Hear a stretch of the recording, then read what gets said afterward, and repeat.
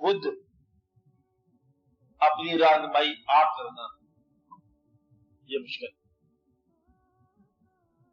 جب تک رہنما شامل نہ ہو اس خوشنودی میں جو آپ حاصل کر رہے ہو، یہ راستے میں رک جاتی.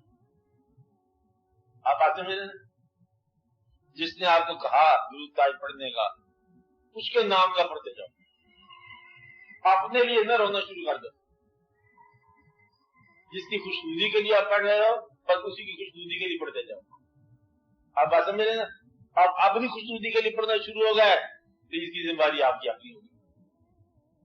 اس لیے جس نے آپ کو کہا اسی کی خوشی کے لیے آپ پڑھتے جاؤ. وہ نے درود تاج کہا، آپ پڑھتے جاؤ.